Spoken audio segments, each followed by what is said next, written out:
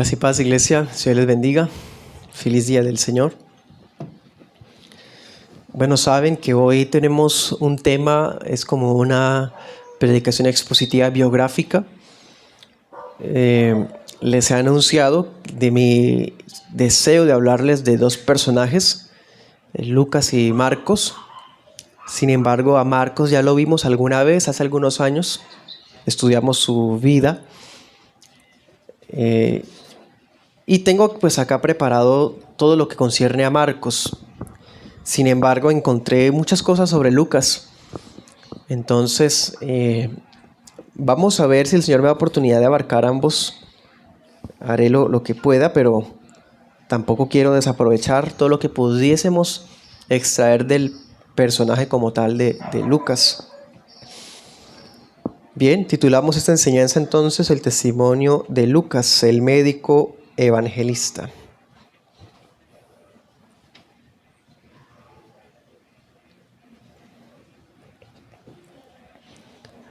En la serie temática que hicimos sobre Semana Santa, citamos en muchísimas ocasiones al Evangelio de Lucas, porque los evangelios fueron escritos por apóstoles, especialmente obviamente Mateo y Juan, pero hubo otros dos, como es el caso de Marcos y Lucas, que no son apóstoles, pero pues escribieron sus evangelios con la supervisión de apóstoles. Ya como les decía, a Marcos lo hemos estudiado en otras oportunidades, pero a Lucas no, entonces quisiera concentrarme en él, y si hubiese alguna oportunidad de recordar algo de Marcos, así será. Lucas es uno de los evangelios y fue inspirado por el Espíritu Santo para lograr que tuviésemos nosotros hoy este libro. Uno de los evangelios más completos en el sentido de que abarca cosas que en ningún otro libro aparece. Por ejemplo, está la anunciación del nacimiento de Juan Bautista, del nacimiento de Jesús también, incluso hay detalles que no están en Mateo. Habla un poquito de la niñez de Jesús, ¿sí? O sea, hay varias cosas, incluyendo milagros que no aparecen en otros evangelios, parábolas que aparecen en otros evangelios. O sea, Lucas es único, así que vale la pena conocer quién está detrás de esto, ¿no? De este evangelio, aprender un poco lecciones de vida, si me permiten la expresión, de este hombre de Dios que fue Lucas. Bien, entonces vamos a ir a Colosenses.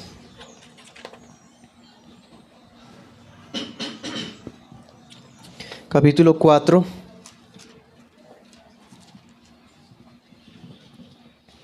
Verso 10.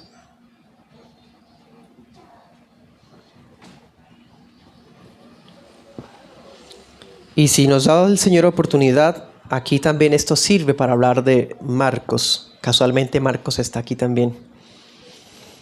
Colosenses 4, 10. Dice el apóstol. Les invito a colocarse en pie y vamos a leerlo juntos. Colosenses 4, 10. Dice: Aristarco, mi compañero en la prisión, os saluda, y Marcos, el sobrino de Bernabé, acerca del cual habéis recibido mandamientos. Si fuere a vosotros, recibidlo. Y Jesús llamado Justo. Estos son los únicos colaboradores míos en el reino de Dios, que son de la circuncisión, y han sido un consuelo para mí.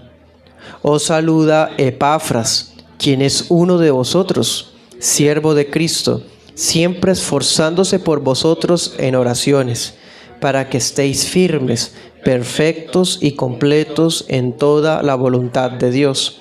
Porque doy testimonio de él, de que tiene gran celo por vosotros y por los que están en la Odisea y los que están en Hierápolis. Os saluda Lucas, el médico amado, y Demas. Amén. Puede sentarse.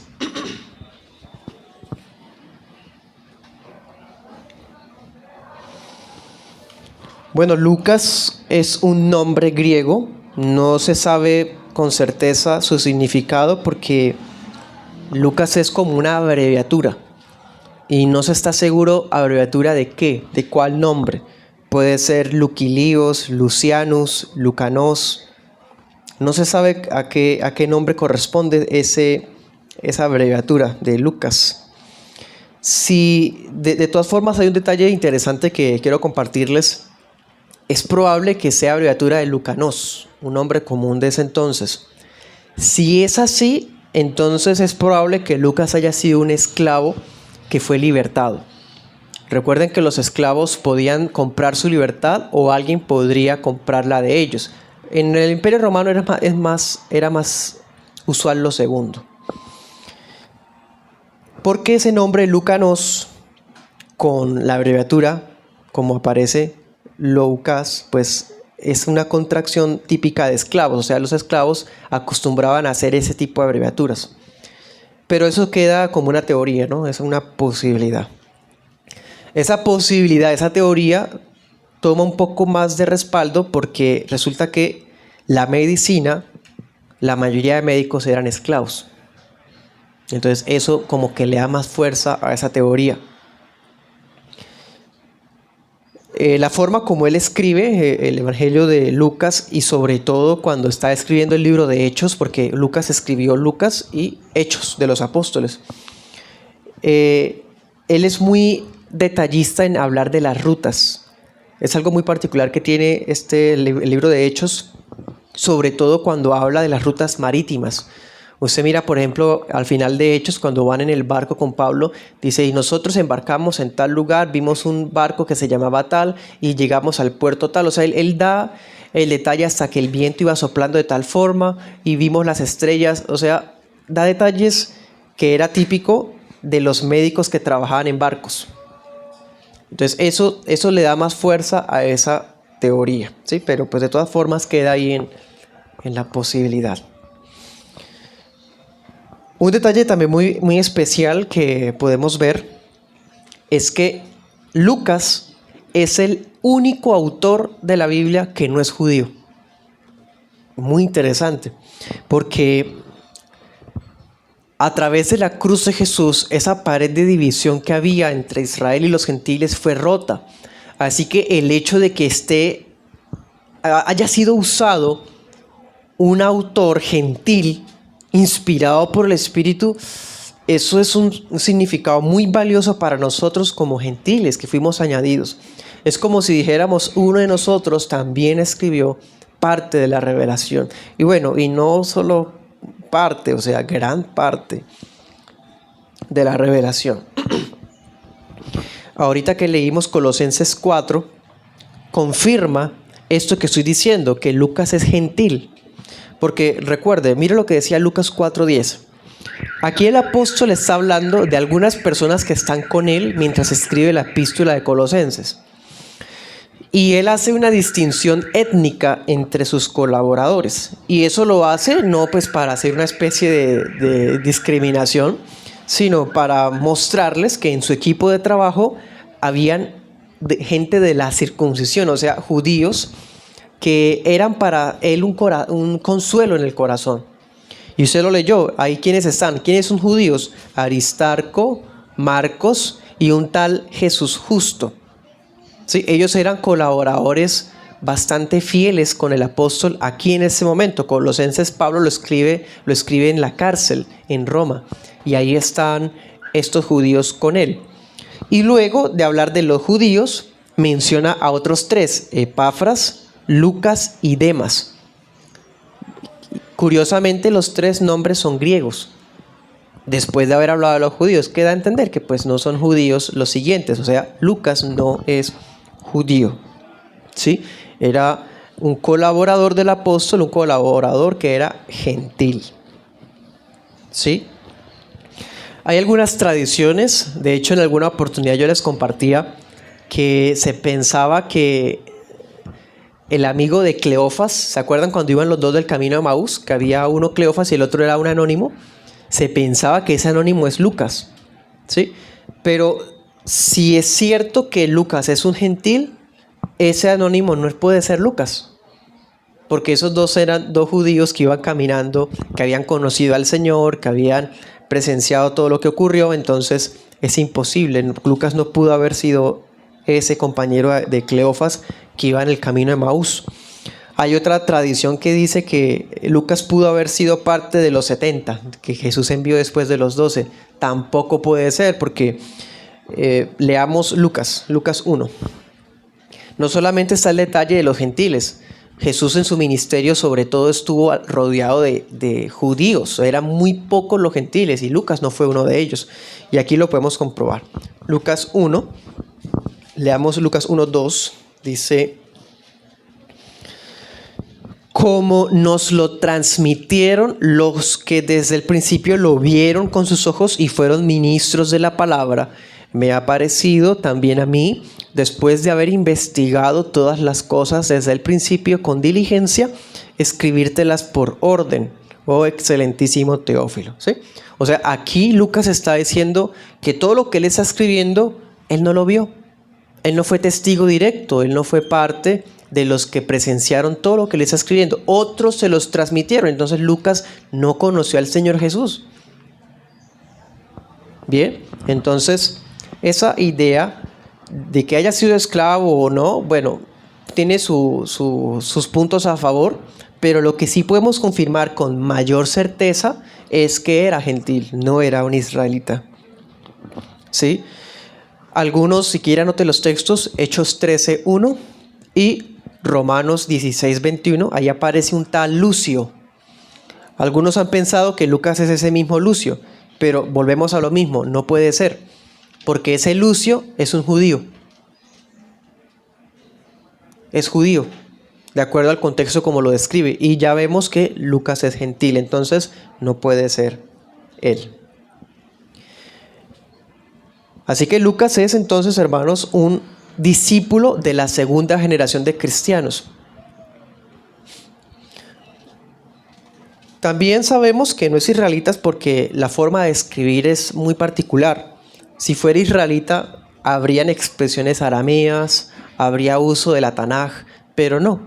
De hecho, los libros de Lucas, el Evangelio y Hechos de los Apóstoles posee un griego muy refinado, un griego con un estilo muy pulcro, que solamente un griego podría escribirlo de esa forma, un griego bien educado. Y además no cita la Tanaj, cita la Septuaginta, o sea, la Biblia griega. ¿Sí? Así que no solamente en gramática, sino también en estilo, es evidente que Lucas era un griego. Muy bien educado el hombre, pero era griego. Otro detalle que suma puntos a favor de esto es que cuando Lucas habla de tradiciones de judíos, por ejemplo, cuando habla del tema de lavarse las manos, de que los saduceos no creían en ángeles, bueno, él explica todas esas cosas, como haciendo comentarios de pie de página. O sea, eso da a entender que aunque era griego, conocía muy bien las tradiciones judías. Es decir, probablemente Lucas haya sido prosélito. Prosélito es cuando un gentil se volvía judío. Si es así, él, después de haberse hecho judío, conoció de Cristo. Se volvió cristiano. La tradición sostiene que Lucas era de Antioquía de Siria. Y ese detalle también es muy interesante, porque Hechos de los Apóstoles le da cierto protagonismo a la iglesia de Antioquía. Si pudiésemos hablar de iglesias madre, Roma no está ni siquiera en la primera ni en la segunda opción. La primera opción, ¿cuál es? Pues la iglesia de Jerusalén, obviamente. Pero la iglesia de Jerusalén fue destruida en el año 70. Si hiciéramos un estudio así histórico solamente usando hechos, ¿cuál seguiría después de Jerusalén? Antioquía. Entonces, Hechos le da mucha importancia a la iglesia de Antioquía. Allá en Antioquía de Siria, cerca de esta ciudad, fue cuando Saulo se convirtió. Saulo fue enviado por primera vez en los viajes misioneros desde Antioquía. ¿Sí? Habían profetas y maestros en Antioquía. Probablemente Lucas fue uno de los convertidos en esa misión de la iglesia de Antioquía. Entonces, si Lucas es un antioqueño allá de Siria, eso explica su interés por la plantación y por el desarrollo de esa iglesia.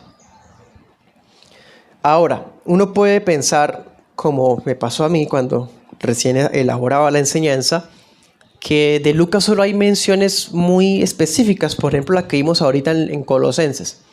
Dice, os saluda Lucas, el médico amado. Ya, no dice nada más. ¿Cómo puede hacer una predicación basado en eso?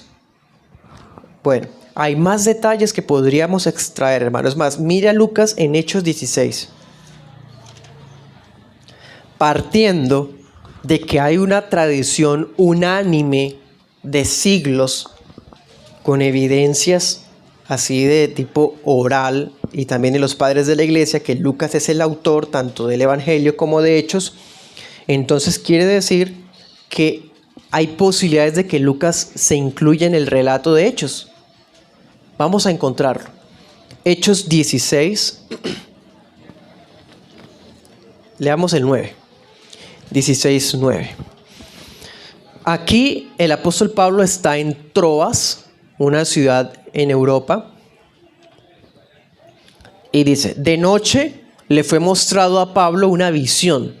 Un varón macedonio estaba de pie, rogándole y diciendo, pasa a Macedonia y ayúdanos. Cuando vio la visión, enseguida procuramos partir hacia Macedonia, dando por cierto que el Señor nos llamaba para que les anunciáramos el Evangelio. Aquí en Hechos 16, 10, empieza el escritor de Hechos a hablar en primera persona del plural.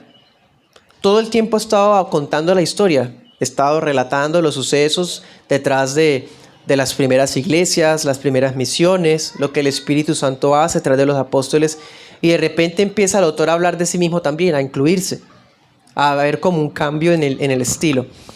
Esto no es como una especie de técnica editorial, como hablando en plural para incluir al lector o algo así. No, hermano, esto aquí expresa algo muy interesante, porque siempre que aparece el plural hay de por medio una misión evangelística y está la ciudad de Troas.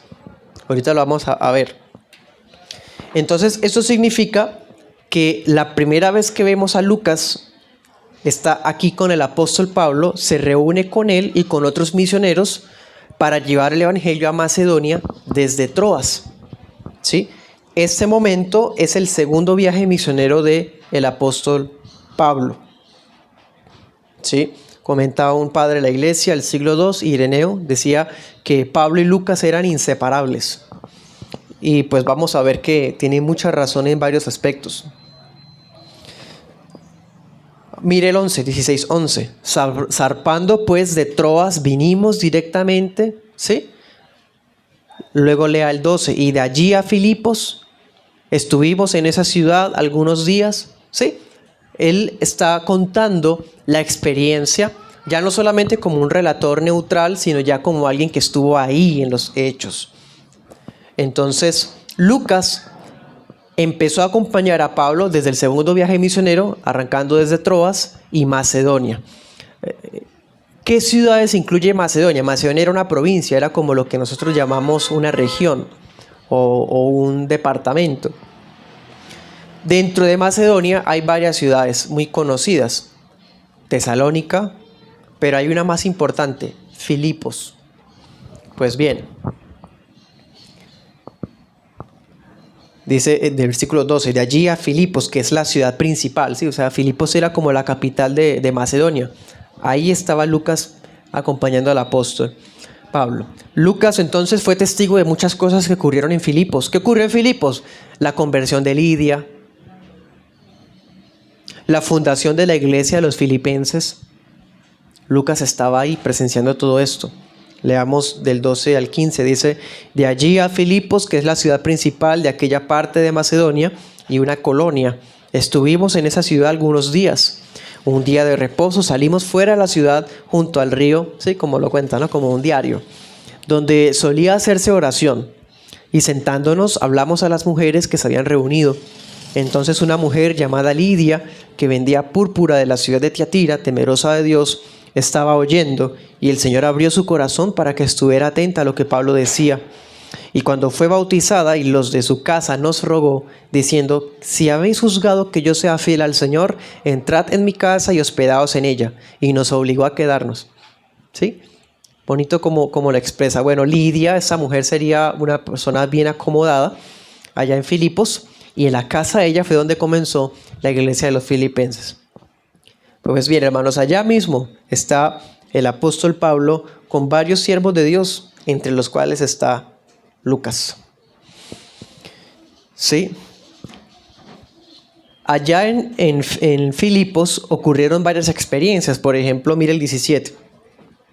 Esta, siguiendo a Pablo y a nosotros, daba voces diciendo: estos hombres son siervos del Dios Altísimo, los cuales nos anuncian el camino de salvación. Resulta que en Filipos, bueno, como una ciudad pagana que era, tenía mediums, hechiceros, brujas, lo que usted quiera. Y una mujer de estas, una adivina, una medium, vio al grupo de misioneros y todos los días iba detrás de ellos gritando cosas que suenan bueno, pero es que el evangelio no puede ser predicado por endemoniados ni por demonios, hermanos. ¿Qué decía esta mujer? Le decía a la gente: estos hombres son siervos del Dios Altísimo, ellos les anuncian el camino de salvación. Y así todos los días hasta que Pablo se hartó. Mire el 18. Esto lo hacía por muchos días, mas desagradando a Pablo se volvió y dijo al Espíritu: te mando en el nombre de Jesucristo que salgas de ella. Y salió en aquella misma hora. ¿Sí? Él estaba ahí, Lucas presenció todas estas cosas como siervo también del Dios Altísimo. ¿Qué más cosas ocurrieron en Filipos? Bueno, de las cosas así más para resaltar, hubo un tumulto en el cual fueron encarcelados Pablo y Silas. Bueno, habían otros compañeros de Pablo que no fueron arrestados. ¿Por qué? Porque no parecían griegos. Filipos es una ciudad griega, entonces ellos arrestaron a estos judíos. ¿A quiénes? A Pablo y a Silas, ellos eran judíos. En cambio a Lucas o Timoteo, que estaba también en el grupo, ellos no los arrestaron porque pues eran y se notaba que eran griegos.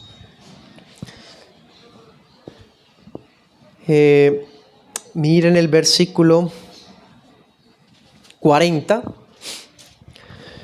Dice: entonces al salir de la cárcel, después de que fueron liberados y se convirtió el carcelero de Filipos, entraron en casa de Lidia y habiendo visto a los hermanos, los consolaron y se fueron. No volvemos a ver a Lucas hasta un tiempo más, ¿sí? Esto nos permite deducir que Lucas se quedó en Filipos, mientras que Pablo y Silas se fueron a Tesalónica y siguieron pues con su obra misionera. Pero Lucas se habría quedado en la iglesia de los filipenses. Se había quedado para ser seguramente miembro y servidor de la iglesia allá de los filipenses. Luego lo volvemos a ver en Hechos 20. Hechos 25.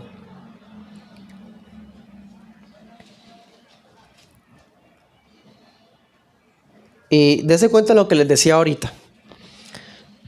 Estos, habiéndose adelantado, nos esperaron en Troas. Otra vez Troas. ¿Sí? Troas se convirtió como un punto de encuentro de los misioneros.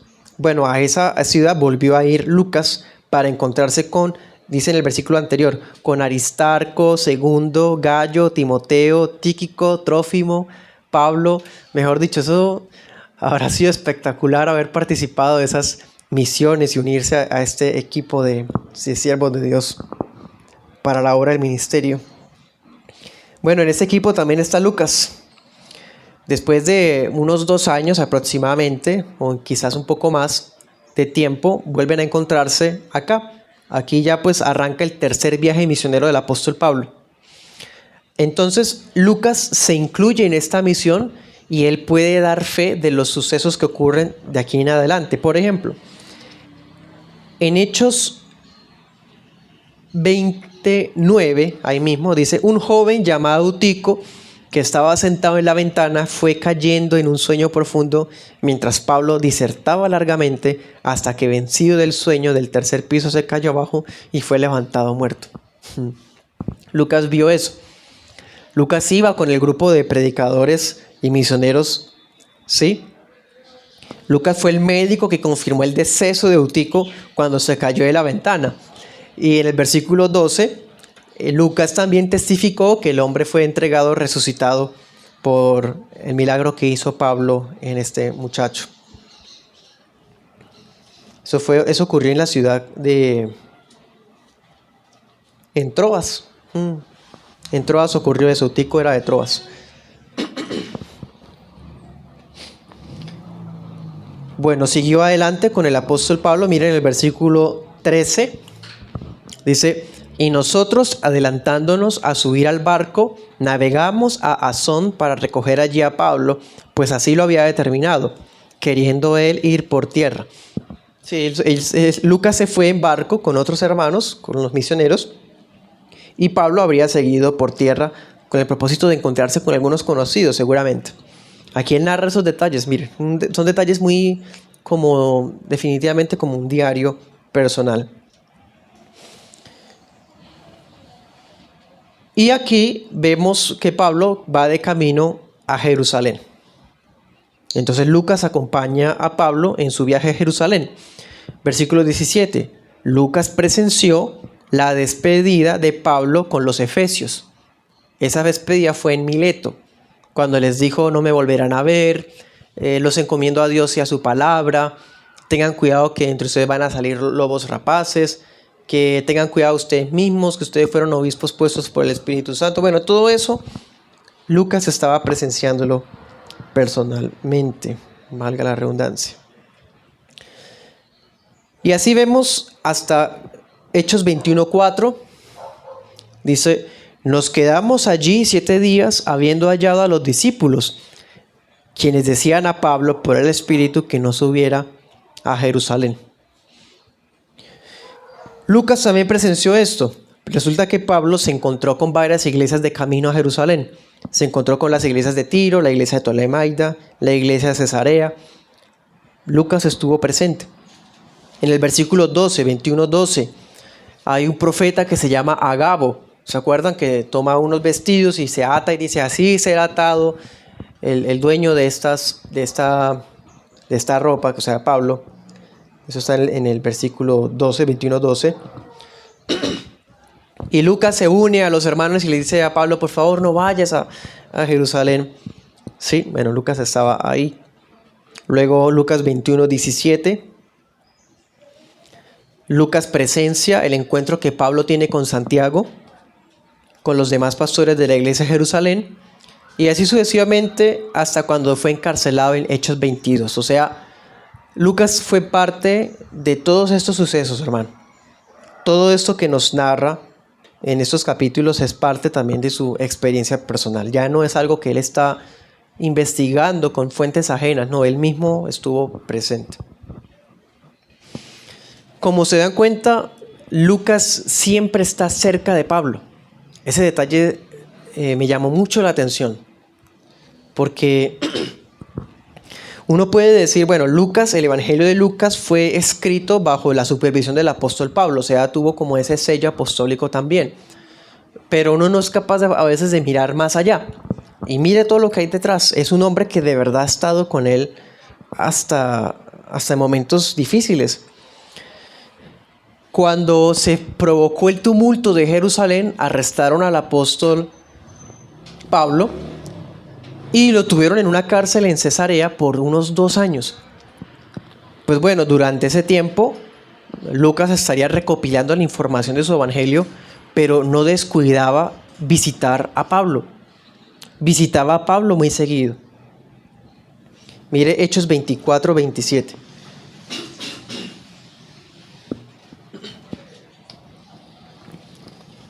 En ese texto se dice que pasaron 2 años con Pablo preso. Y hay muchos detalles que se narran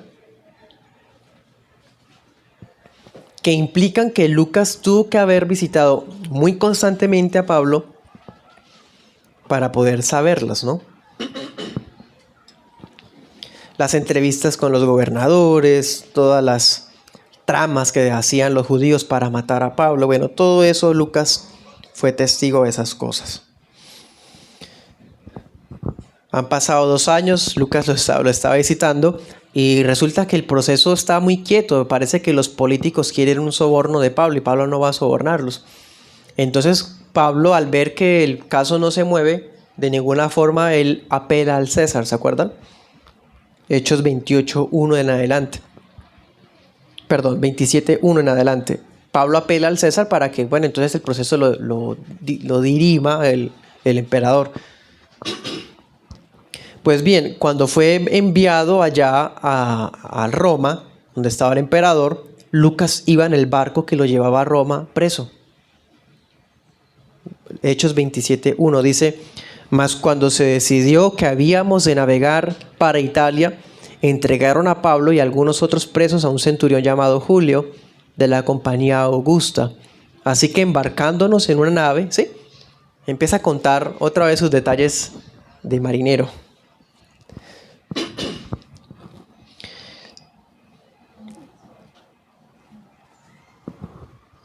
Está presente con Pablo en la obra del ministerio, está presente con Pablo cuando lo arrestan, está presente con Pablo cuando está preso, está presente con Pablo cuando lo trasladan de cárcel. Mejor dicho, ahí siempre está Lucas. Y al ir en este mismo barco donde va el apóstol Pablo, Hechos 28:1, entonces Lucas estuvo en el naufragio en Malta, que ocurrió en Malta. El apóstol Pablo sufrió un naufragio, el barco donde iban todos los presos, cientos de presos, como unos 500, se hundió. Bueno, Lucas iba ahí también en este barco. En Hechos 28 se nos dice que la gente de Malta, los de la isla, recibieron a los presos que estaban huyendo del naufragio y los atendieron muy bien. De hecho, el apóstol Pablo hizo varias señales milagrosas, sanando enfermos y demás. Bueno, Lucas estaba ahí también. Luego de ahí esperaron un barco después de que pasara el invierno y retomaron la navegación, que duró otros meses más, hasta que llegaron a una ciudad que se llamaba Puteoli, versículo 13, Hechos 28:13. Habían hermanos en Puteoli. Qué hermoso. Ver comunidades de creyentes en pueblitos como estos habría sido una sorpresa gratísima. De hecho, mira el versículo 15, Hechos 28:15. Varios hermanos de Roma salieron a recibirlos, alegres de por fin conocerlos personalmente. Pues bien, la gente no solamente conoció ese día a Pablo, sino ahí también iba Lucas.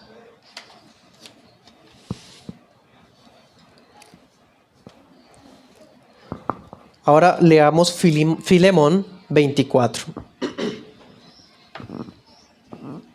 Filemón 24.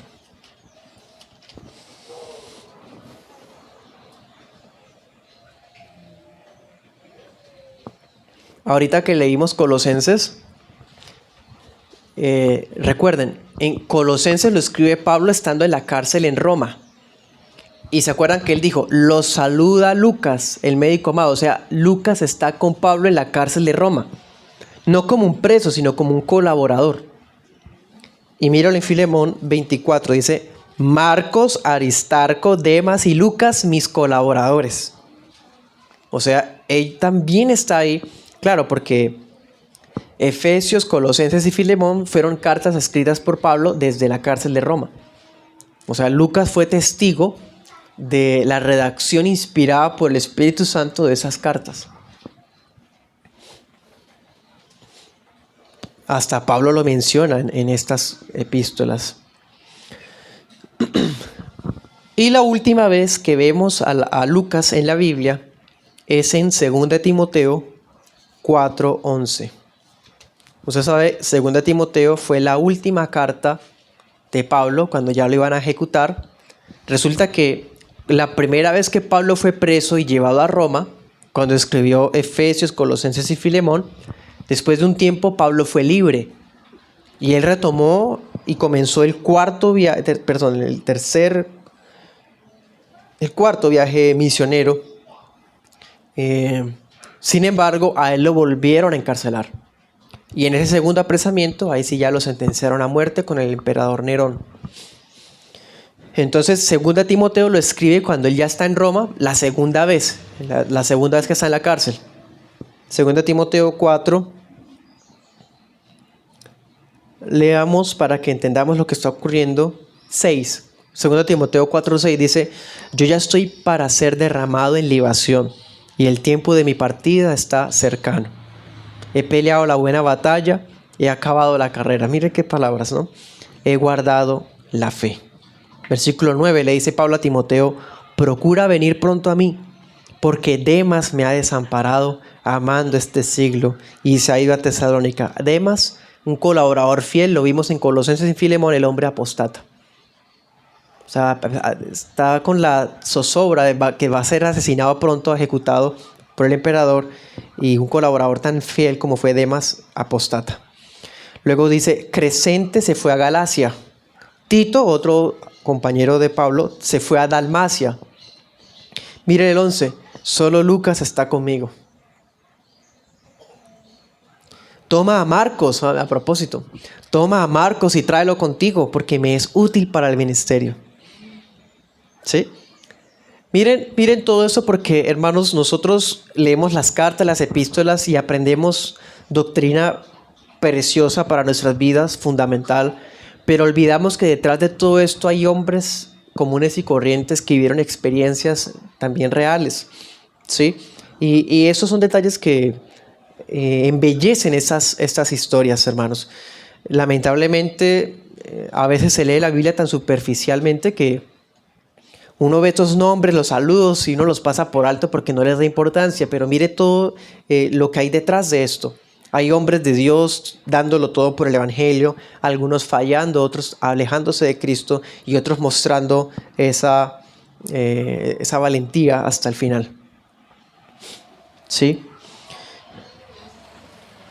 Lucas fue encarcelado nuevamente después de su liberación, y cuando estaba próximo a ser ejecutado, Lucas permanecía a su lado. Qué hermoso.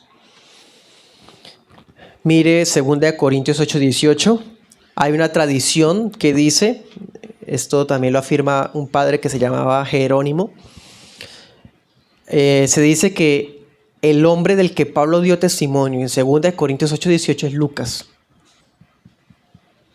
Si es así, entonces Lucas tuvo en sus manos las epístolas a los Corintios y él fue uno de los que llevó las cartas a los Corintios. Este detalle es muy interesante, es muy probable que sí sea cierto. Algunos piensan también que Lucas, debido pues a su estilo de griego tan impecable, pudo haber colaborado a Pedro en Primera de Pedro. Aunque eso sí se queda más en una posibilidad. ¿Sí? Y ya pues terminando lo que respecta a Lucas, hay una tradición en el siglo II que afirma que Lucas era soltero, siempre se mantuvo célibe, que culminó su obra en la región de Acaya y que murió en Beocia, una ciudad de Grecia actualmente. También se dice que predicó en Dalmacia, lo que hoy día es Croacia, que predicó en la Galia del Sur, en Italia, en Macedonia, y en el libro de los mártires, un libro que escribió por un hombre llamado Fox, dice que Lucas fue colgado de un olivo por sacerdotes paganos griegos y así murió. Esa es la vida, hermanos, de este varón de Dios, todo lo que pude encontrar acerca de él. Me llevé la sorpresa de que había más cosas bíblicas de las que esperaba. Pensé que solamente iba a encontrar los de las epístolas, los saludos y ya, pero vimos todo lo que encontramos allá en Hechos y encontramos lecciones muy hermosas.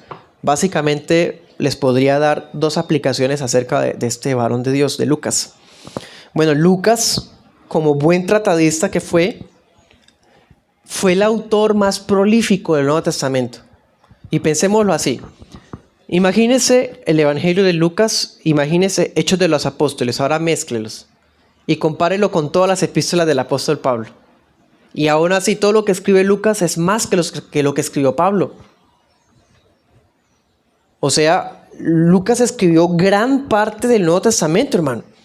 Y saber que es un gentil, eso es una gracia de Dios impresionante, una señal muy especial para nosotros. Ni siquiera todas las epístolas paulinas unidas se igualan a la extensión que abarca todo lo que hizo Lucas. Y el Evangelio de Lucas, el libro de Hechos, tiene detalles muy especiales también. No solamente incluye aspectos de la vida del Señor que son únicos, sino que también muestra cualidades investigativas insuperables. Nos muestra detalles evangelísticos preciosos. Por ejemplo, Lucas es el que presenta a Jesús como el Hijo del Hombre compasivo. Es el que presenta a Jesús como Salvador de seres humanos de cualquier proveniencia que tengan. Lucas es el que más énfasis hace en los despreciados, en los necesitados. Si usted quiere saber datos sobre las mujeres en el ministerio de Jesús, Lucas. Si usted quiere saber detalles sobre los extranjeros en el Evangelio, Lucas. Si usted quiere saber la forma como Cristo trataba a los enfermos, Lucas. ¿Sí? Lucas se ocupó en las personas más necesitadas y siempre que hablaba de ellos daba detalles muy especiales. Tanto es así que por allá en el siglo XV surgió una leyenda que dice que Lucas era pintor. Pero bueno, eso es un detalle ahí entre paréntesis, porque da detalles muy especiales de estas personas. Para Lucas, el arrepentimiento y el compartir el evangelio son cosas centrales de la fe. Y la segunda aplicación que quiero compartirles es que Lucas es el bello caso de un hombre bien formado que usó sus capacidades para la gloria de Dios. Su profesión, sus conocimientos, su experiencia, su estilo literario, bueno, todo lo mejor que él podía ofrecer lo rindió a los pies de Cristo. Lucas es el ejemplo de una persona cuya educación, cuya profesión redundaron para el apoyo de siervos de Dios de su tiempo. Mejor dicho, él fue un instrumento precioso, no solamente para la redacción de Lucas y Hechos, sino que vimos, él estuvo presente en Colosenses, Filemón, Efesios, Segunda Timoteo también fue nombrado, o sea, fue alguien importante en la iglesia de su tiempo. Otro detalle importante de Lucas, algo que notamos todos, fue un hombre leal, incondicional. Siempre estuvo cerca de Pablo, hermano, en las buenas y en las malas, literalmente. Se hunde el barco, él está ahí. Lo toman preso, Lucas está ahí. Está arrestado, él va y lo visita. ¿De verdad podemos llegar a ser amigos hasta ese nivel de los hermanos? ¿Poder llegar a ofrecer un amor así incondicional por el pueblo de Dios? Este es un testimonio de un hombre leal, incondicional, no solo a la causa del reino de Dios, sino también a los siervos de Dios de su tiempo. Siempre fue un hombre dispuesto a dar su vida y, como vimos, es muy probable que haya sido mártir de la fe hasta el final de sus días. ¿Sí? Todo para la gloria del Señor. Es un ejemplo maravilloso y bueno, eso es lo que quería compartirles de Lucas. Si quisiera hacerles un resumen así de Marcos, ya para terminar, ahorita nos dimos cuenta, o se tuvo que darse cuenta, que cada vez que aparece Lucas, al lado está Marcos. ¿Lo notó? Eso es muy interesante. En Timoteo, en Filemón, en Colosenses, está siempre Marcos al lado. Si usted se acuerda, hermano, en el libro de Hechos de los Apóstoles, Marcos era un joven bastante pusilánime, era muy cobarde, al punto de que en alguna ocasión, cuando estaban en el primer viaje misionero Pablo con Bernabé, Marcos iba con ellos y Marcos abandona la obra. Sí, parece que el muchacho tuvo mucho miedo de lo que estaba pasando y prefirió irse. Tanto así que Bernabé quiso darle una segunda oportunidad en el segundo viaje misionero y Pablo no quiso y se separó de Bernabé por eso. Bernabé se fue con Marcos y Pablo se fue con Silas a hacer su viaje en el que vimos que se encontró con Lucas. Pero de todas formas, ese muchacho que fue miedoso, que se salió corriendo de vuelta a la comunidad de su hogar, luego lo vimos retomando en la labor del ministerio al punto de que, ¿qué dijo Pablo de Marcos? Me trajo consuelo a mi corazón, dijo en Colosenses. Luego en las otras cartas está Marcos como colaborador. O sea, Marcos es una lección de que los jóvenes tienden a ser volubles y pusilánimes, pero no por eso hay que descartarlos. Vale la pena darles otra oportunidad. Marcos, aunque salió corriendo, no fue apóstata. Solo necesitaba un Bernabé que lo disculpara y que lo animara para retomar. Y así fue. Sí, Marcos volvió a aparecer en escena, se volvió un ayudante apostólico muy activo, también igual que Lucas, una ficha importante para el reino de Dios. En el caso de Marcos, hermanos, él sacrificó su comodidad, dejó atrás su cobardía y se volvió un fiel evangelista. Se ganó la confianza de los apóstoles, hasta Pedro decía que era mi hijo, ¿sí? Y se convirtió en uno de los escritores del Nuevo Testamento. En palabras de Hendriksen, cito: parece pues que la soberana gracia de Dios usó el cariñoso tutelaje de Bernabé, la firme disciplina de Pablo y la poderosa influencia de Pedro para triunfar sobre la vida de Marcos. Así que con esta enseñanza vemos una inspiración muy especial de hombres también reales, como usted y como yo, que marcaron la historia de la iglesia y aún todavía pueden inspirarnos. Lucas y Marcos. Oremos.